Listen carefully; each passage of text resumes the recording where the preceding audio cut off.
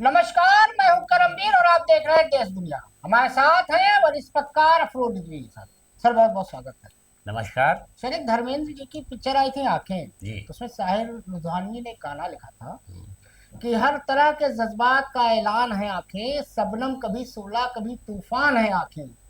आंखों से बड़ी कोई तराजू नहीं होती, तुलता है बसर जिसमें वो मीजान है आंखें।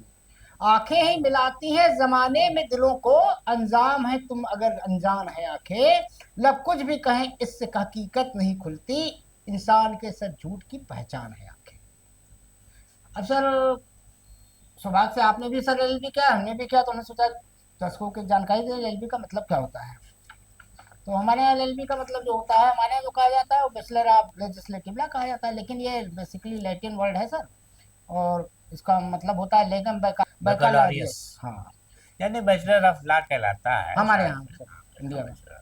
अब सर, जब एलएलबी की बात हुई है तो कोर्ट से ही आज मामला शुरू करते हैं। हम्म, तो बॉम्बे हाई कोर्ट में एक जज के रूप में एक नियुक्ति हुई है। जी एक साउथ में भी हुई थी पिछले दिनों। जी। वो भी महिला थी और वो भी भाजपा प्रवक्ता थी, इस्तीफा दिया था और हो गई थी। तो कलेजियम पे एक सवाल उठ रहा है, जिस तरह का राहुल गांधी पर जस्टिस दीपांकर दत्ता ने किया था, हम्म, टिप्पणी की थी, और हमने पूरा निकाला जस्टिस दीपांकर दत्ता का, तो खैर वो तो माशाल्लाह निकला, उनके पिताजी भी निकले गए, जो सब पूरा लंबी कहानी है। तो सर, सुप्रीम कोर्ट कॉलेजियम ने 28 जुलाई को आरती साठेक हैं, हम्म, बॉम्बे हाई कोर्ट में हम्म, वकील थी, हम्म, उनको जज बना दिया है। हम्म, अब वो मामला विपक्ष ने बड़ा तूल पकड़ लिया है।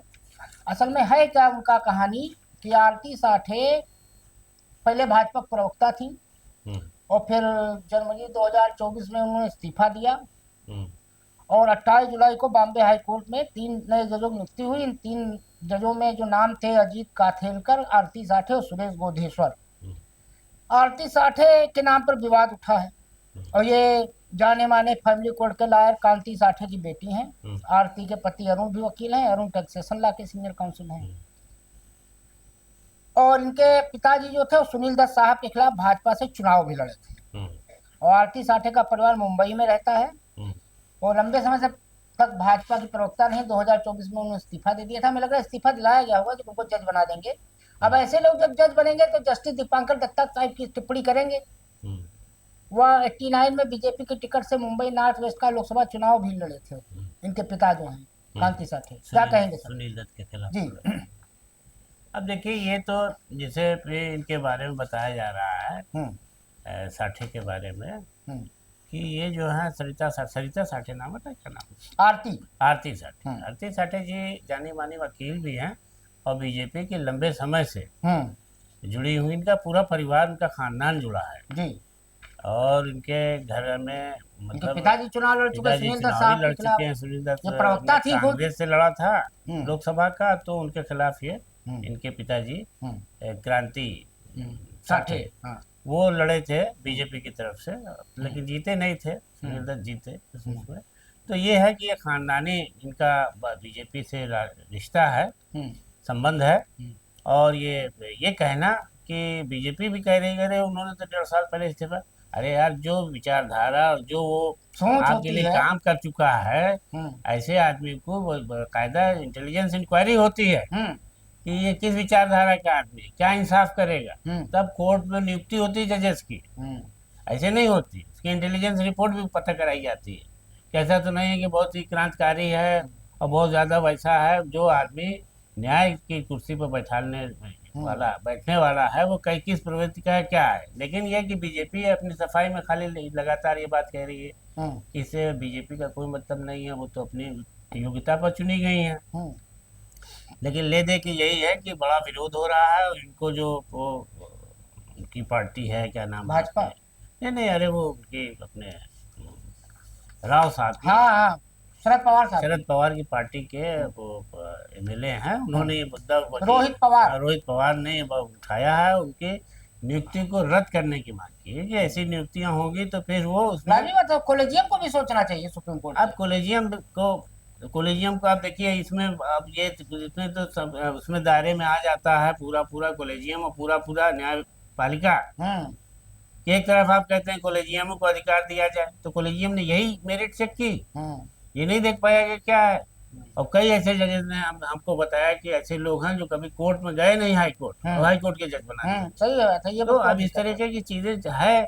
लेकिन बहरहाल आप भाई, जिसकी लाठी उसकी भैंस वाली बात है, जिसकी सत्ता में तक पहुंच है वो बन रहा है जज, वो भी अब बनी जज। अब जुडिशरी से ही दूसरी खबर है सर, एक हमारे यहाँ इलाहाबाद हाई कोर्ट उत्तर प्रदेश में डंपिंग यार्ड बन गया। शेखर यादव जस्टिस वही है, जस्टिस यशवंत वर्मा ही है। अब एक नया कारनामा किया जस्टिस प्रशांत कुमार ने। हम्म। एक सिविल का पैसे का लेन देन का मामला था, 52 लाख का, 47 लाख दिया था एक पार्टी ने, बाकी नहीं दिया था। अब उसको उन्होंने क्रिमिनल में कन्वर्ट कर दिया। अब सुप्रीम कोर्ट ने बहुत बढ़िया उन पर टिप्पणी की और आजीवन उन पर पाबंदी लगा दी है कि तुम क्रिमिनल का मामला नहीं देखोगे, सिंगल बेंच पे नहीं बैठोगे किसी बहुत जज के सख्त, साथ। बहुत सख्त है। सुप्रीम कोर्ट ने कहा क्या जस्टिस प्रशांत कुमार को कि अपने लिए एक दयनीय स्थिति बना ली है, न्याय का मजाक उड़ाया है। और सुप्रीम कोर्ट ने इसके साथ कहा हम यह समझने में असमर्थ हैं कि उच्च न्यायालय स्तर पर भारतीय न्यायपालिका में क्या गड़बड़ है। कई बार हम सोच में पड़ जाते हैं कि क्या ऐसे आदेश किसी बाहरी कारण से पारित किए जाते हैं या कानून की घोर अज्ञानता है। जो भी हो, इस ऐसे बेतुके त्रुटिपूर्ण आदेश पारित करना अक्षम्य है। न्यायमूर्ति जेबी पादरीवाला और न्यायमूर्ति आर महादेवन की पीठ ने 4 अगस्त को खुली अदालत में लिखे गए और मंगलवार आज कल मतलब 5 अगस्त को प्रकाशित 19 पृष्ठों के आदेश में जारी किया है कि अब तुम जिंदगी में कभी सिंगल बेंच नहीं बैठो। क्या कहेंगे सर, ऐसे ऐसे भी जज होते हैं। और उनको किसी सीनियर जज के अंडर में बैठा दिया गया कि सीखो, अब सीखो, लर्निंग करो। इतना सख्त, मतलब ये जो इसमें सुप्रीम कोर्ट ने कहा है कि इतनी जल्दबाजी में किसी दूसरे कारण से किया गया, तो दूसरा कारण आप समझते हैं कि जस्टिस वर्मा काहे में फंस गया, कैसे उनके घर से इतना नोट बरामद हो गया। ये ऐसे सारे नगीने सर इलाहाबाद हाई कोर्ट में हैं। ये चीजें अब मेरिट पर नहीं होते हैं, बस वकील तय है, सब कुछ तय है, हम स्टे दिला देंगे साहब, हम ऐसे ही मुकदमा करा देंगे। ये फैसला, ये ऑर्डर पहले किया था किसी मजिस्ट्रेट ने। तो हाई कोर्ट में चैलेंज हुआ कि ये मामला जो है सिविल प्रवृत्ति का है और सिविल सूट होना चाहिए इस पर। तो वो चूंकि लंबा चलता है केस, और इसका डिस्पोजल जल्दी होता, तो इन्होंने उसको डिटो कर दिया। वो मजिस्ट्रेट ने किया था, मजिस्ट्रेट वाली बात ये भी ले आए। तो उस पर हैरत जताई सुप्रीम कोर्ट ने कि ये आपको कानून की या तो ज्ञान नहीं है या किसी बाहरी कारण में वही बात आ जाती है कि जैसे लोग चाहते हैं वैसे जज भी कभी कभी राजी हो जाते हैं कि चलो ठीक है, कर दे रहे। तो ये चीजें हैं जो कानून का मजाक उड़ाने वाली बात है। लेकिन बहरहाल ये है कि बीच बीच में सुप्रीम कोर्ट इस तरीके की लताड़ लगाता रहता है और लोगों को समझाता रहता है, लेकिन फिर भी इस तरह के मामले जो है सामने आ ही जाते हैं। अब सर लोकसभा और राज्यसभा चल नहीं पा रही है, SIR को लेकर विपक्ष पूरा हावी है और मोदी जी अपने मियाँ मिट्ठू बन के NDA की कल बैठक थी, अपना माल्यार्पण करवा लिए, सम्मान उम्मान पा लिए। अब बिहार में मतदाता सूची गहन पुनरीक्षण को लेकर चुनाव आयोग का कहना है कि अभी तक किसी भी राजनीतिक पार्टी ने SIR को लेकर एक भी आपत्ति का दावा नहीं किया है। अब चुनाव आयोग कह रहा है कि हमने वो जो 62 लाख लोग हैं जो या मर गए या छोड़ के चले गए या 2 जगह नाम लिखा है, उनकी सूची हमने दे दी है चुनावी दलों को। लेकिन जनता को तो बता दो भैया कि जो मर गया उसको तो पता चल जाए कि हम कागज में मर गए हैं।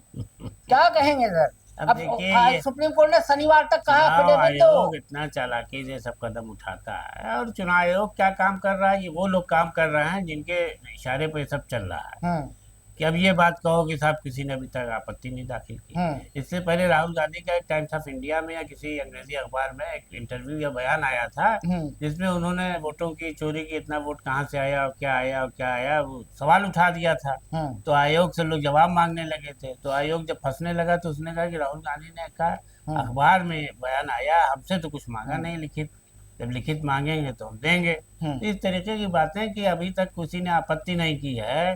फला पार्टी के इतने BLO हैं, फला पार्टी, सबका डेटा दिया है, सब कैटेगरी वाइज बताया कि राजद के 47,506 है। न सिर्फ पार्टी बल्कि किसी BLO तक ने हमको आपत्ति नहीं जताई है कि गलत आप। अरे तो आप जनता को दीजिए, जिसका नाम करिए उसको पता ही नहीं है, पार्टी का करेगी उसमें। हो रहा है, देखिए ये इतना बड़ा मसला फंसा है कि इस पर जो इफेक्ट जो है बिल्कुल घेरे पड़ा हुआ है। अभी जो है उसको लेकर के लोग घेरे हुए थे पहलगाम को लेकर के कि हमसे ऑपरेशन सिंदूर पर इनसे सवाल जवाब करेंगे, लेकिन इससे ज्यादा बढ़ गया है ये, क्योंकि बिहार में चुनाव होने वाले हैं 6 महीने के अंदर।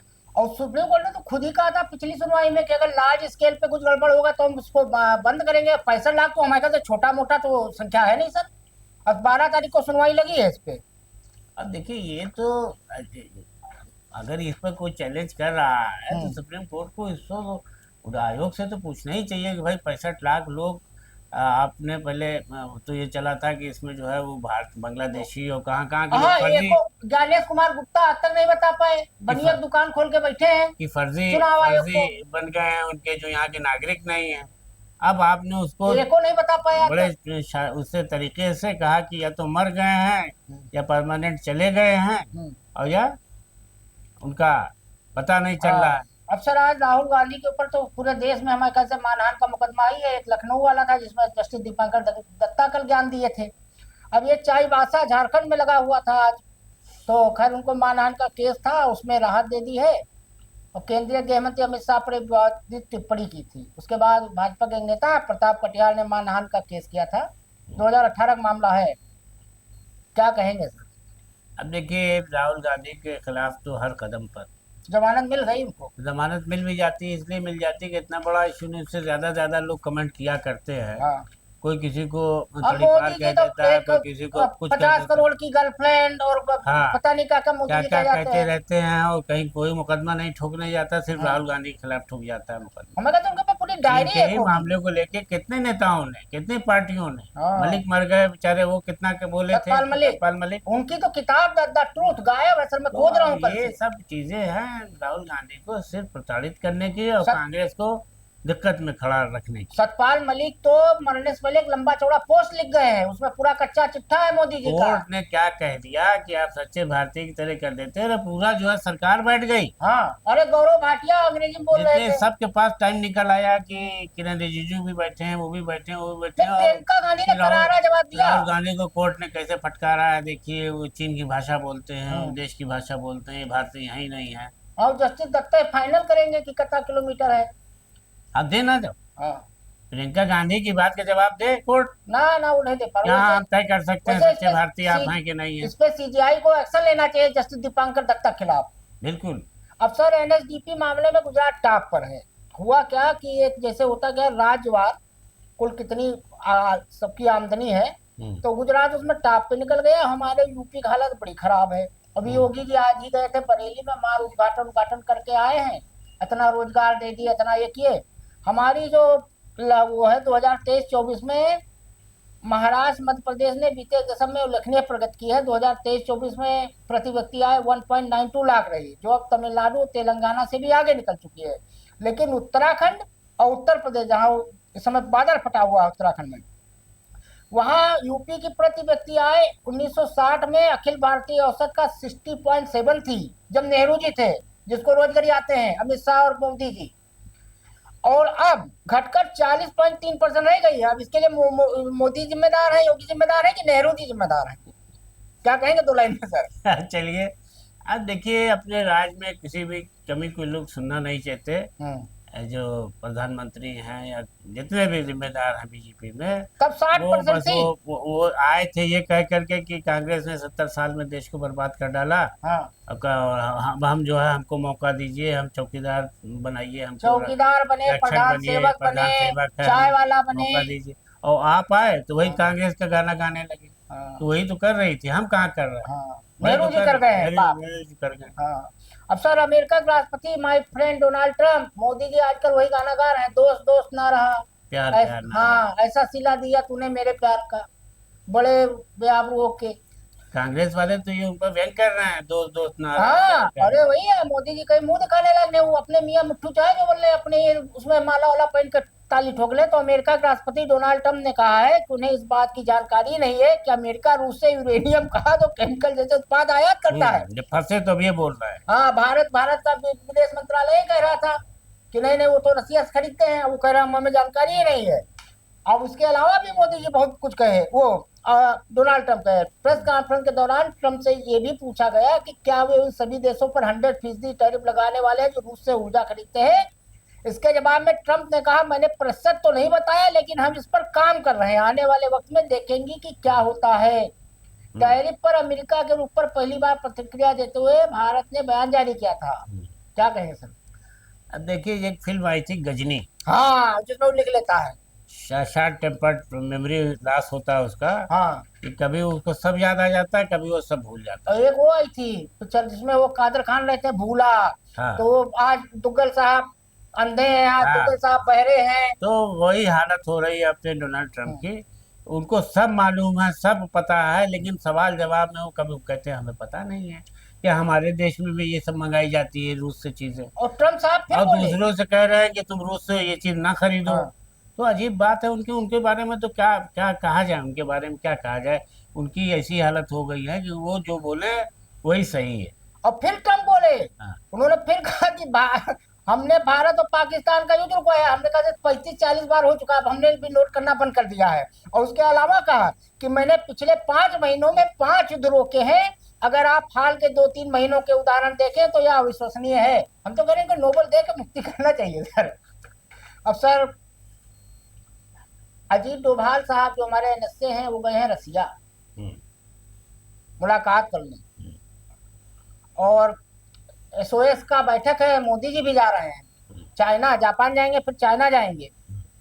क्या कहेंगे सर, ये क्या है? अजीत डोभाल साहब गए हैं। अब देखिए ये तो अपने डिप्लोमेटिक वो होती है हम्म। कि कूटनीतिक अपने देश की, एस जयशंकर भी जाने वाले हैं। हाँ जो हमारी दूतावास हमें है। लग रहा है अमेरिका को जवाब देने का तरीका है। ब्रिक्स हाँ का भी बैठक है अगले साल, भारत तो करेगा ये जरूरी भी होता है कि मेजबानी। हम अपने और देशों से, हम्म। साथी देशों से अपने संबंधों को मजबूत करने की दिशा में हम्म। ये दिखाएं, ये कोशिश करें कि चीन से हम जो है करीब हैं, चीन से हमारे अच्छे संबंध यानी हैं। कि अब मोदी जी का दोस्त जो है वो बदलने वाला है, टर्म ताऊ से होने वाला। नहीं समझिए, अबे ट्रम्प का तो मामला ये है ना कि वो खुद ही से चिल्ला रहे हैं। हाँ। अब मोदी जी की सिर्फ एक बात ये है कि वो भी बोलते हैं भाई शरीफ और आदमी ये है। जो गोदी मीडिया के एंकर है, ये सब खुफवा वाही कहते हैं कुर्सी खींचा ट्रम्प ने मोदी जी के लिए, और ये किया, और बड़ा गर्मजोशी है, बिजली तो कड़कती भाई है। मोदी जी शरीफ आदमी है। हाँ। देखिए सज्जन पुरुष जो होता है वो बहुत ही गहरा होता है, वो जल्दी जवाब नहीं देता। जवाब देने का मतलब ये वो होता खाली है। जवाब इंडिया में देता है, वो भी खाली राहुल गांधी को देता है, नेहरू जी पे देता है। ना उसको माँ से मणिपुर आता है, ना चा से चीन आता है, ये दो आते नहीं है। और ना टा से ट्रम्प आता है। तो ये है कि ट्रम्प जो है वो कब क्या बोलेंगे, कब क्या भूल जाएंगे। जैसे हाँ। हम कहते हैं मुझे मालूम नहीं कि हमने कितना लगाया था, हाँ मैं सोच रहा हूँ कि इतना 100% लगा और दूं। उनको ये भी नहीं पता है राष्ट्रपति है कि रसिया से उनके यहाँ खरीदा भी जाता है कि नहीं खरीदा जाता है पहले।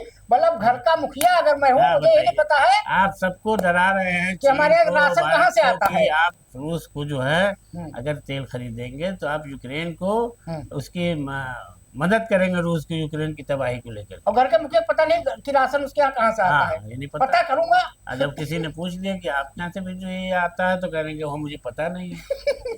अब सर, सुप्रीम कोर्ट ने अनाथ बच्चों को शिक्षा का अधिकार यानी राइट टू एजुकेशन एक्ट के तहत स्कूलों में प्रवेश देने का निर्देश दिया। 4 हफ्ते में मांगी है सूचना। सिर्फ गिने चुने प्रदेश है, दिल्ली, गुजरात, अरुणाचल, सिक्किम और मेघालय। यहीं पे आरटीआई राइट टू एजुकेशन चल रहा है। उत्तर प्रदेश की स्थिति और खराब है। योगी जी ने 25-30 हजार स्कूल तो बंदे कर चुके हैं। क्या कहेंगे सर? यहाँ तो देखिए जो गरीब वो भीख मांग रहा है, हाँ, लखनऊ में ही छोटे छोटे लड़के भीख मांग रहे हैं। चाय की दुकान पे, हैं, छोले आपको कुलचे दिख दुकान नहीं पे। रहा है, आपको क्या दिख रहा है कि बुलडोजर कहाँ जाना है, हम्म। बुलडोजर कहाँ नहीं जाना है। तो क्योंकि आप वो वोट नहीं देते हैं ना तो बच्चे। आप राइट टू एजुकेशन जो है एक्ट है, उसके तहत विभाग की जिम्मेदारी है ना। विभाग कुछ नहीं कर रहा है और मुखिया राज का उस पर जोर भी नहीं देता। इतने भी स्कूल को लेकर के इतना वो हुआ कि स्कूल ही बंद हुए जा रहे थे। और अब कदम कदम पर देखिए बच्चे भीख मांगते चल रहे हैं, अनाथ बच्चे या जो गरीब बच्चे हैं। तो क्या उनके पढ़ने का क्यों नहीं उनको अडेप्ट करते, उठा लेके जाते स्कूल में, उनको पढ़ाएं, उनके माँ बाप का पता करें कि कौन है, काहे भीख मांग रहे हो, चलो पढ़ो। इतना पैसा तो फंड का होता ही है उनके लिए। हाँ, लेकिन कुछ नहीं यार, उनके पुनर्वास वो हर दुकान के पास खड़े मिल जा रहे, बाबू 10 रुपया दे दो, खाना खिला दो। खाना खिला दो। हाँ। अब वहाँ बड़े होटल के किनारे जैसे ही आप हाँ। निकले, वो आपका कपड़ा पकड़ के हिला रहा छोटा गरीब बच्चा। हाँ। अब आपने दे दिया 10-5 और वो होता है। तो ये कौन करा रहा है? अब सर, जो टैरिफ लगा रहे हैं ट्रम्प ताऊ, तो अगले 1 से 1.5 साल में लगभग 150% से बढ़कर 250% तक दवाइयाँ महंगी हो जाएगी, जो भारत में बनती हैं, अमेरिका में सप्लाई होती है। बहुत बड़ा असर पड़ेगा भारत के बाजार पे। हमारी यहाँ नौकरी पे तोटा होगा। अगर कहीं ये जनरिक पे लग गया, जनरिक का सबसे बड़ा मैन्युफैक्चर हब है भारत। तो फार्मेसी ऑफ द वर्ल्ड का कहना है कि अगर अमेरिका भारतीय जनरिक दवाओं पर टैरिफ लगाता है 250%, तो भारतीय कंपनियों के लिए अमेरिका में दवा बेचना बेहद महंगा हो जाएगा, निर्यात घटेगा, नौकरियों पर खतरा होगा, सप्लाई चेन बाधित होगी। क्या कहेंगे सर इस पे? देखिए, इन्हीं सब बातों को लेकर के अभी मोदी जी ने कहा था कि हमें अपने जो है स्वदेशी आज चकल्लत करूंगा इसी पे पूरा मोदी जी को नहीं, मैं आप काम आया हूं। नहीं, आप देखिए आज है हाँ, वो ब्रजेश पाठक जी लोगों से संकल्प दिलवा रहे हैं। हाँ, अभी मैंने वीडियो उप देखा है, मुख्यमंत्री अपने, हाँ, उप मुख्यमंत्री जी कि हम अपने स्वदेशी उसका जो है वस्तुओं का नहीं, ब्रजेश उपभोग पाठक तो करेंगे। पूरा उनको भी मुख्यमंत्री बनना है। कई हाँ। मुख्यमंत्री हैं यहाँ, तो एक अनार आप 100 बताइए बीमार। कि जब आप स्वदेश आप देख रहे हैं कि टैक्स इतना ज्यादा वो लगाएगा, वहां पर टैरिफ लगा देगा, तो आपकी जो यहाँ से वो क्षमता है भेजने की वो और दुगनी हो जाएगी, और आपको जो है उसमें नुकसान होने लगेगा, फैक्ट्रियां बंद होंगी, नौकरियां जाएंगी, बेरोजगार होंगे लोग। तो आप उसका अभी से उपाय करिए। अब देखते हैं, अभी तो मोदी जी अपनी प्रशंसा कराने में लगे हैं। लेकिन मोदी उसका ट्रम्प तो खाली डराता भी रहता है। देखिए वो वो अभी आपने गजनी बताया ना, तो हाँ, वो तो भूल जाएगा कल हाँ, हाँ, कि हमने क्या कहा था। शॉर्ट टेम्पर्ड वाला मामला है, मेमोरी लॉस का, कि वो आ गई तो आ गई, भूल गया तो सब भूल गया। तो वही चल रहा है। तो आज के लिए इतना ही, धन्यवाद।